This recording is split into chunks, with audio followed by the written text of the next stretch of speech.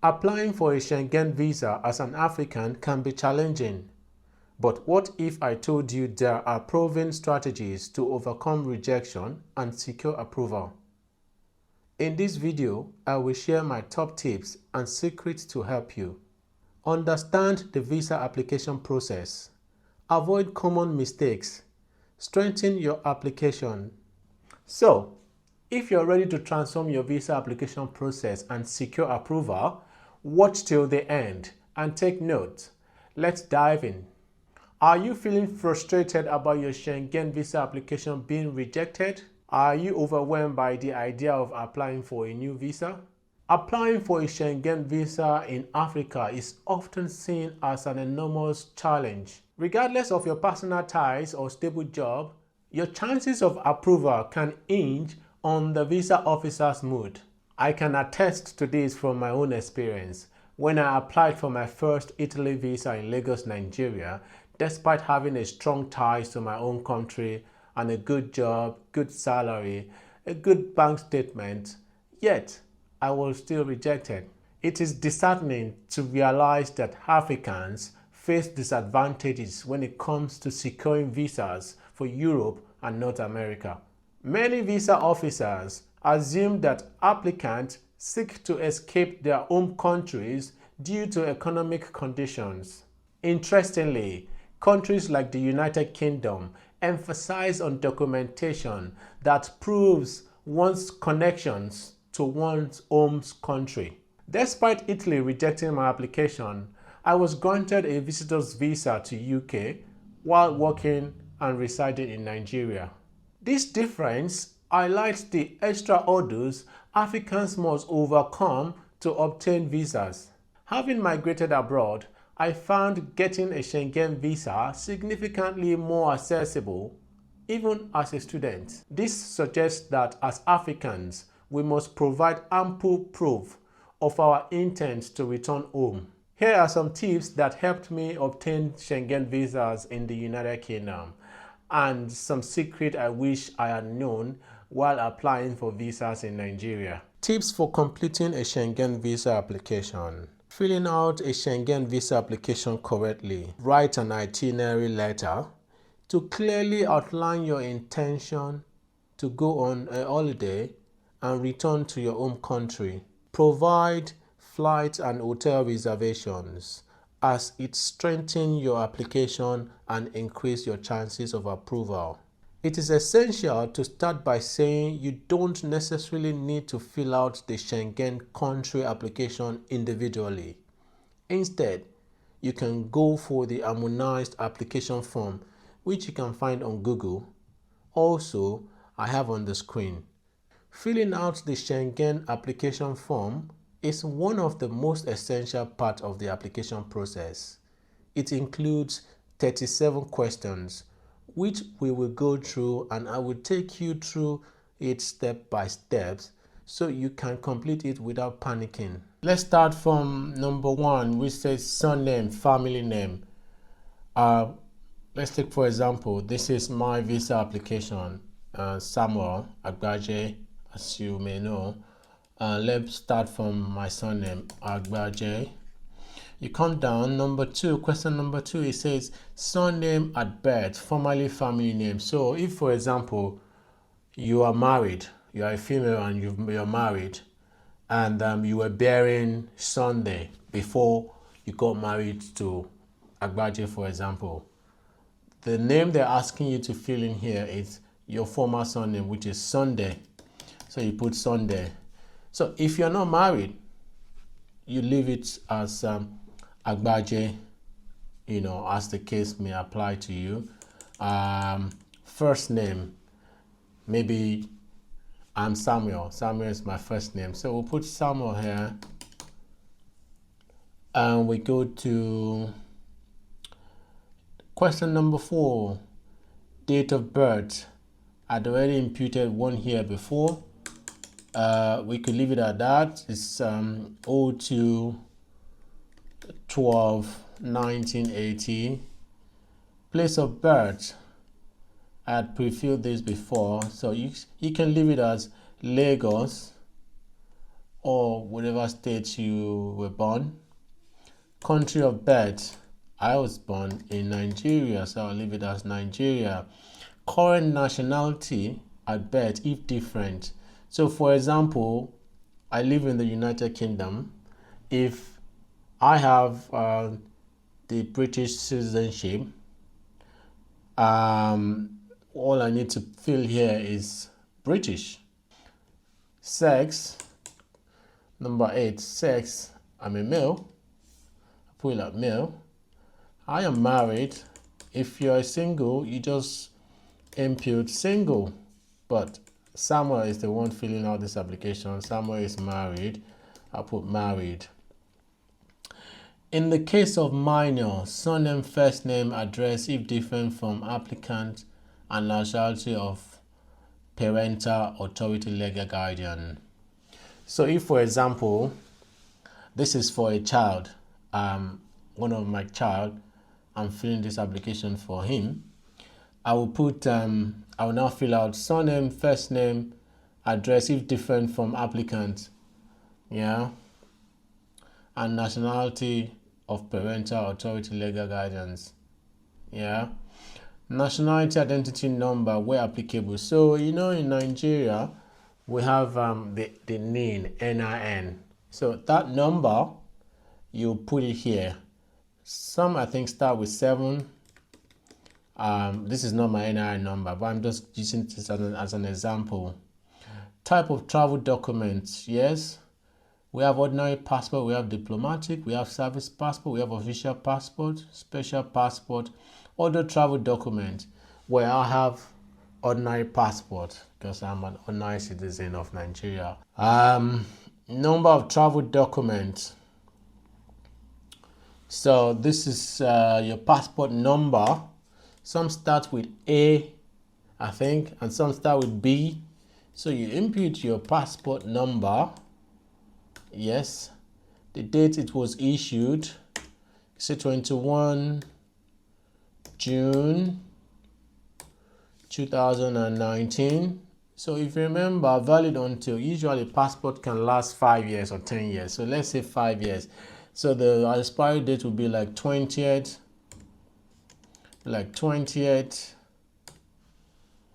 June 2024. Yes, 2024. Issued by, is it at Ikoyi, or Ikeja, or London, or Abuja? You put it here. So Ikoyi. It's usually on your passport. You can look out for this and put it correctly. Applicant home address. Your home address, let's say 14 Adeola Odeko Street. This is not my right address, so do not think this is my address. Just do not try to go find me there. Odeko Street, Victoria Island, Lagos, Nigeria. Telephone number 080233789. Yeah. Resident in a country other than the country of current nationality. So for me that lives abroad, this is what I usually fill out. I fill out my resident permit number,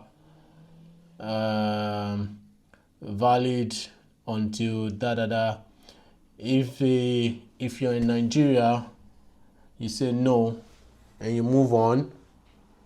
Current occupation, what do you do? I had always worked as a journalist. I would say journalist. Employer and employer's address, telephone number, for student name and address of education. So when I was in the UK, when I first got my Schengen visa, I applied as a student. So what I did was to put the name of my university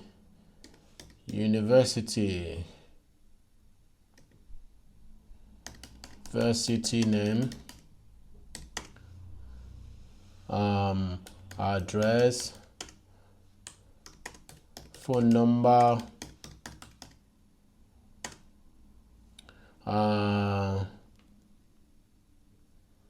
Yeah, phone number, and that's it. Then main purpose of the journey is tourism. Yeah, come here, put tourism. Because whilst you're filling this, you can't really take this. So you can either fill tourism here, or when you print the document, because after completing, you need to print it out. You need to sign and put your date, your name, and the dates which you signed it. So you can then use a black pen to tick tourism or check it, asterisk it, or put it at tourism, you leave it here. On the other hand, so now member state of destination. So let's say we're going to Spain. I've been to Spain, so I put Spain here. So you're applying to the Spain embassy. Member of state of first entry. Spain is my first entry. Number of entries required. I will always say put multiple entries. We can't type multiple entries here. So when you print out this document, just asterisk multiple entries here. Yeah. And then this duration of intended stay of transit indicate number of days. So how many days are you going for? Let's say 5 days. Yes. So for example, if you have gotten a Schengen visa in the past, you say yes, and you type the Schengen visa number here and the validity from the past Schengen visa. If it's no, if this is your first time, click on no.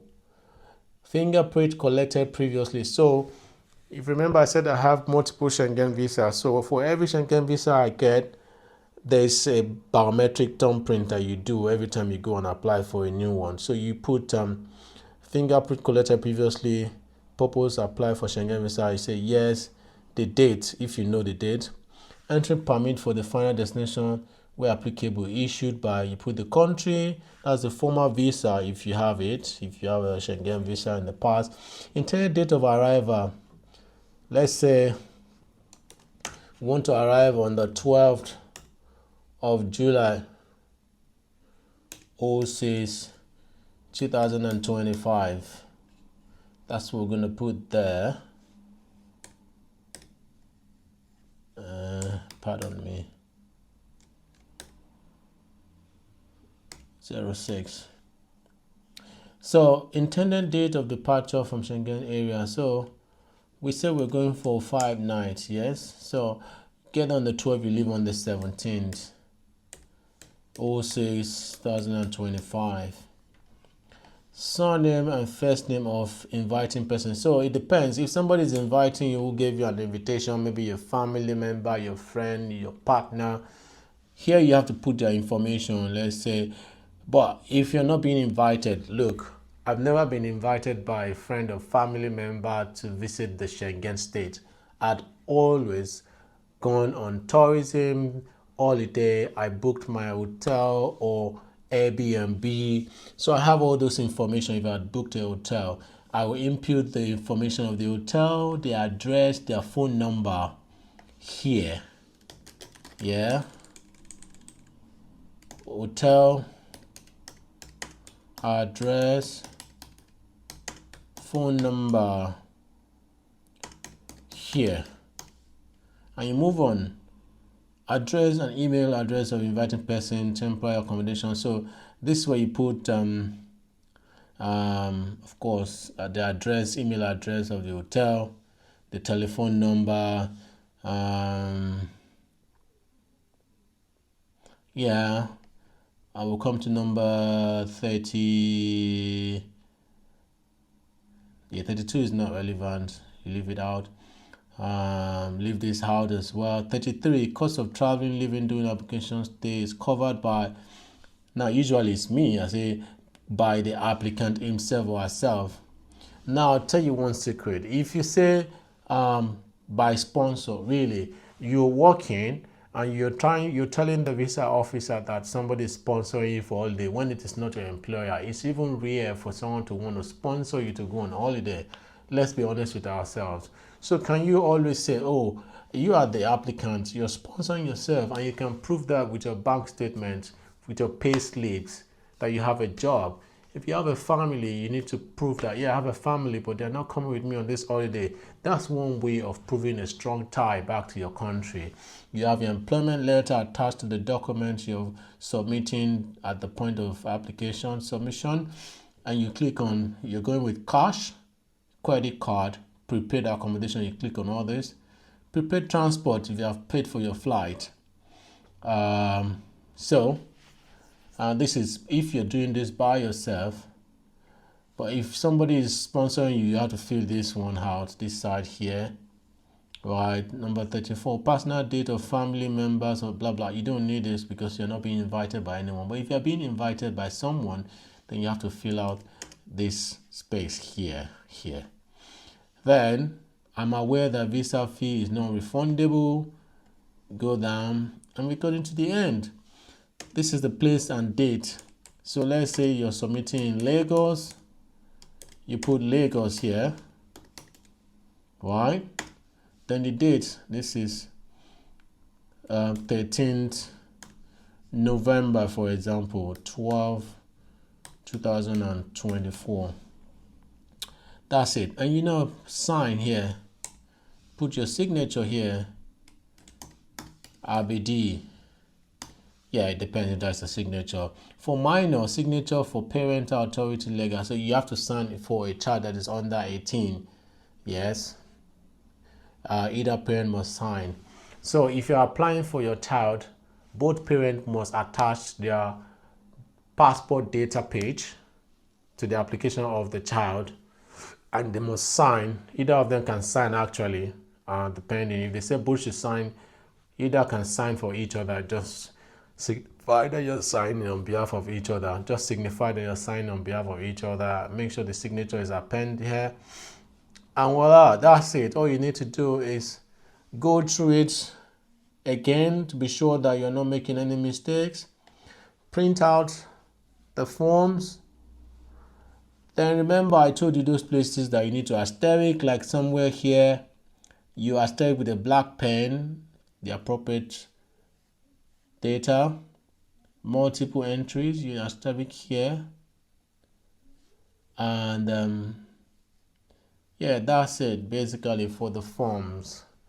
Now I'm going to give you tips on itinerary. You need to have an itinerary if you're planning to travel to anywhere in the world, because that's one thing you have to convince the visa officer that indeed you have a plan to travel, and you can show what you have in mind to do on your trip.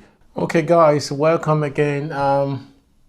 So this is an itinerary letter. This is the one I wrote in my last visa application. If you look at the date here, it says 28/08/2024. This was my last visa application to the Kingdom of Netherlands. So this is my address, for example, flat. Let's just say 367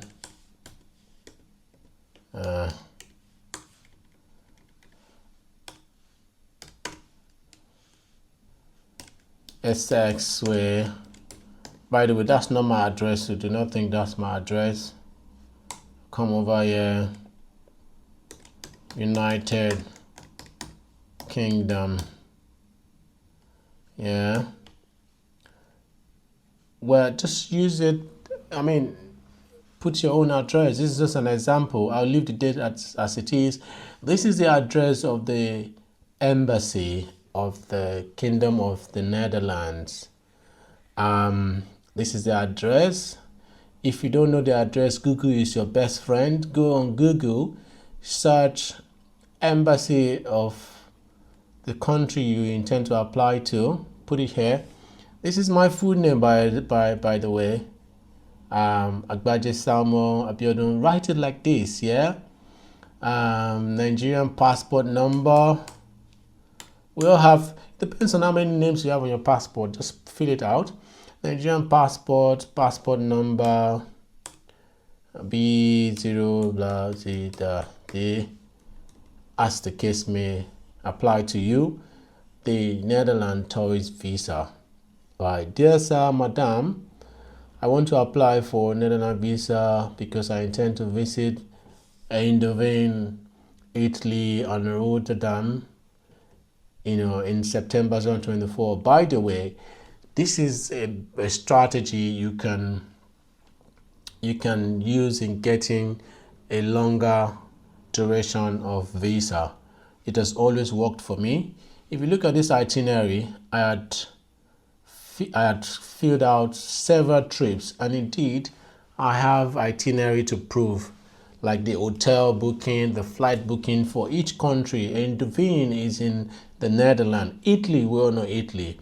Rotterdam is also in Netherlands. So actually I went to Italy, by the way, and it was after I got this visa I made that trip as well. So now with this itinerary, I was able to secure a 1-year visa from the Netherlands. Netherlands is one country that is very nice. They are good, and they give a lengthy visa, depending on how you package your itinerary, right? So look, now I said, excuse me, the trip's main objective is blah blah blah blah blah, a solo trip, spend a holiday with my family in the coming year and visit exciting places. I want to see the wings of Liberation Museum. So you need to look at interesting places you can visit during your holiday or your trip. So bring that into your itinerary, break it down. You want to visit XYZ places. You want to go to, for example, I said I would go to, I'll take a walking tour. Look at it, guided walking tour, and then I also say I want to see architecture, and all that. I'm sure there is a place I said, this one says to explore the Netherlands with family. Currently, we have planned another trip to visit by June 2025. And truly, yes, we have planned this trip to go to The Hague, It's also in Netherlands. So these are the places we're going to visit when we go to The Hague, And during the trip, we plan to spend quality time in a few restaurants. Look, these are the things you need to highlight. We need to have a lunch at restaurant. The name of the restaurant we had in mind, and in Rotterdam, we had to have dinner together, traditional Dutch restaurant. Look, you need to highlight all these things. And look at me psyching the visa officer. I wrote, given the difficulty of finding a suitable appointment and the travel time from this location to the submission center office in London to request visa for subsequent trips to the beautiful Netherlands, I would appreciate your generosity in approving a multi-entry and more extended visa.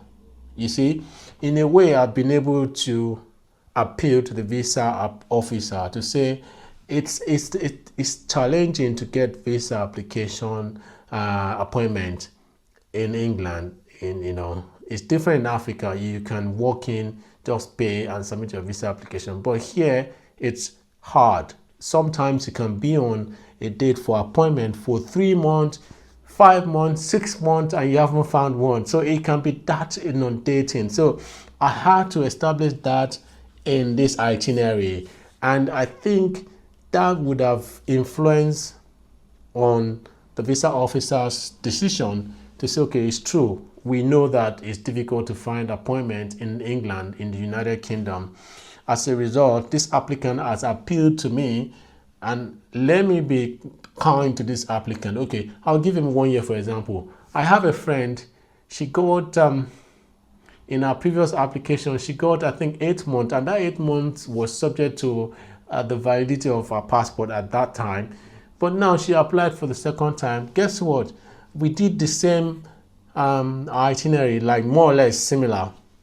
And she got 2 years, 24 months visa duration for Amsterdam, for Netherlands. So guys, use these tips, to mirror it to your situation, and I can assure you that you have a high chance of getting your visa approved, because yes, this is the right thing to do, and no visa officer would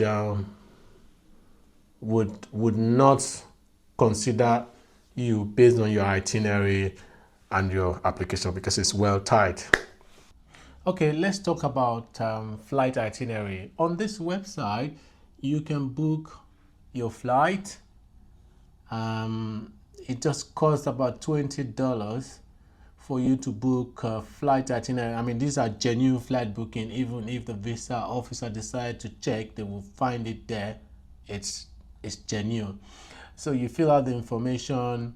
If you have a multiple trip that you've planned and you've written it in your itinerary letter, you can make booking itinerary for 2 flights. All you just need to do is to come to flight reservation and click on add extra flight. So you now click, you add extra flight 3 and 4. That will give you 2 flight tickets for 2 different journey. So once you do that, it's just $20. You click on pay your bills. You don't need to click it's urgent. Usually under 48 hours, they will send you your flight itinerary. If you want to book a hotel with them as well, you can click book a hotel. It will be additional cost. You can add hotel to it. Otherwise, you can go to hotels.com to book your hotel. Talking about hotels.com, you search through the search bar. You input the destination you're going, the date, how many traveler. So let's say Belgium, for example. I'm visiting Belgium, Brussels. I'll input the date. It's always advisable that when you're booking a hotel on hotels.com, look for hotels that has fully refundable, reserve now, pay later. So because what that does is they won't charge your bank card. And what it means is you are expected to pay for the hotel bills when you arrive at the hotel after you have gotten your visa and you make your travel. So I always do that because I don't want to commit my funds to booking that hotel before the visa is approved. Another thing you can consider is Airbnb. For one, I love privacy. I love luxury. So I love to cook when I travel. And so Airbnb is the only platform that can provide you that basic amenities that you desire for privacy. Because in hotels, you hardly will find hotels that has kitchen and all that. So Airbnb would do that. Airbnb is also very cheap and affordable, and that's it. But do remember that you need to sign up on Airbnb, input your data, your ID will be checked before you can be allowed to use the platform, because it's a well-secured platform that guarantees safety for an host to host a traveler, and also for a traveler to trust that the host has been put through scrutiny and they've done some background checks about the host. So guys, I hope you enjoyed these tips. That is it for today. Don't give up on your Schengen visa dreams. Apply these tips, stay positive, and you will be exploring Europe in no time. Subscribe and hit the notification bell.